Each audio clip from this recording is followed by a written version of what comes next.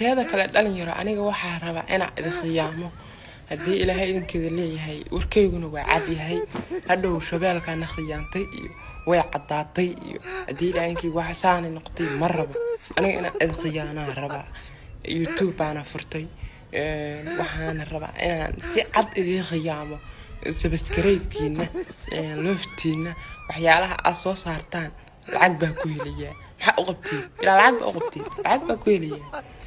hadhow marka is caddeeyo oo iskala kiciyo oo 2 maalmood kadib is caddeeyo waxaa dhihi rabtiin way is caddaysay maxaa ku dhacay xageebe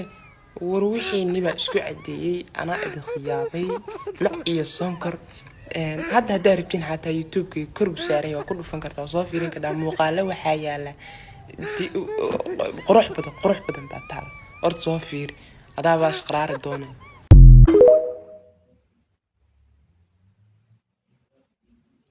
واتا أكا وشبالك مذوق واي وسمير فرحان ومركو كتجي ديجاك سومالي دو قال كعي تجي شبالك مذوق لبا حاج بريجي دمر تهريبي هرجيسي يمدو ليبيا لو هستو سومالي دو كسديسي فرانسيسكو كلا يوروب وكلا وحو يرنبو اسكو بدلي بالي سيدان اسكو بدلي هذا ركتا marka Samira la oran jiray shabeelka mudugna waa loo yaqaan asal waxa la yiraahdaa waxa ka tagay dawladda deegaanka Soomaalida galkacyo joogay muddo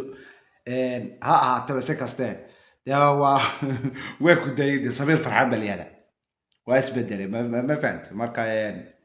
waxa laga yaabaa dadkan magaasa laba jira mudugta baa laga yaabaa inay dadka ayaa laga yaabaa ilaahay waa naga garay xaqiiqad kulay anigu nin buu wariga ilaa anigu nin baan boodayay faraha iyo dhuunta iyo waxyaalo badan marka hadda waa isbedelay video-gan bari hor u sameeyay waxay leedahay ama wuxuu leeyahay waan khiyaami doonaa waan cadayn doonaa wis cadeeydi walaal subxaan laga waka sheekada wax laga marka faraha ka baxday walaal waa Samira Farxaan shabeelka mudug